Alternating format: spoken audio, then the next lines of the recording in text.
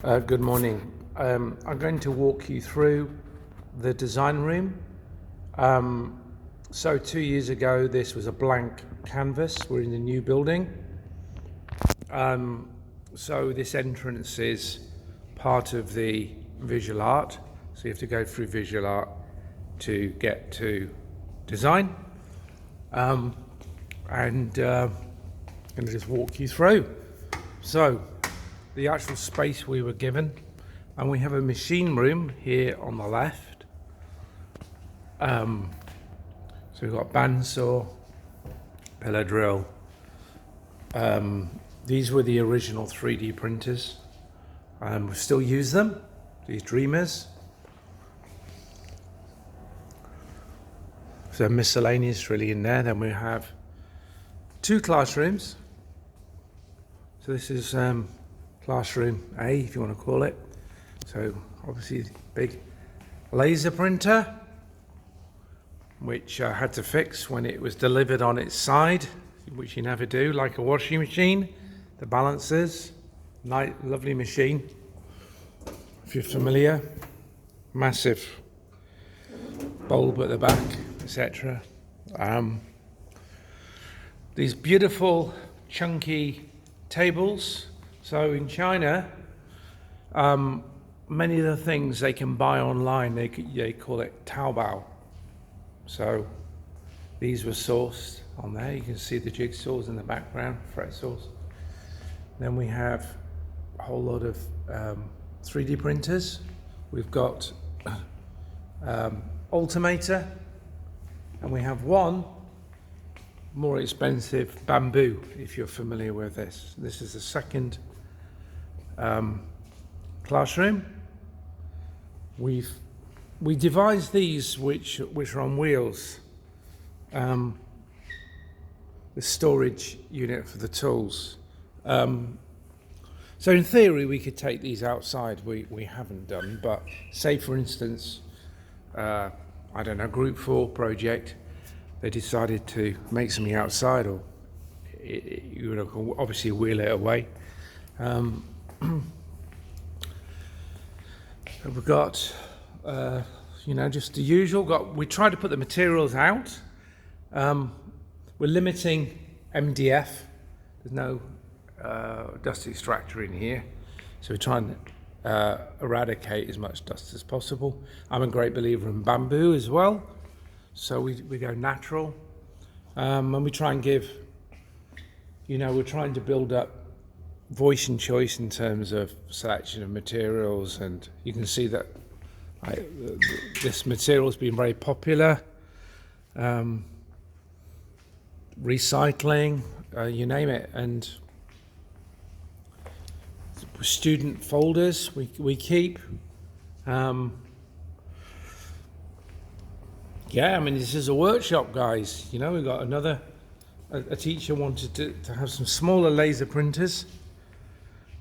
And then it's the room with the view. Bit of a flood, but lovely. There'll be snakes in there and frogs. You get this lovely croaking with some wild birds this morning when I cycled in. So here's the Adventure 4 Ultimator, and this is the Rolls Royce, the bamboo, which another teacher brought in from the US. That's better quality. And students are making all sorts of things. We've got musical instruments on the way. We have some students' work here. This is a grade 10's work. He was looking at a museum of the future. He's done some lovely work, this guy, and this was his. We did one last semester, which was on design in sports and games. So he was looking at Olympic Stadium. We had Asian Games here. More work, sewing machines, bit of display cabinets here. So, In terms of student numbers, we have like over 300 that pass through, so grade 6 to 10. Some musical instruments here. Just going to show you a little bit of, if I log in, I'm just going to show you, if I can do it with one hand, if I'm that clever. I'm just going to show you a bit of planning. So in our design department, we have a SharePoint. So I have admin, DP, MYP, PYP.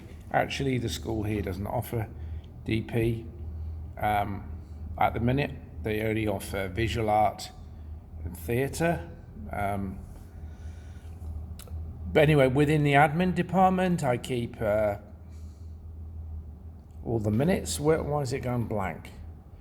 That's clever. Oh, here we go. I was a bit worried then.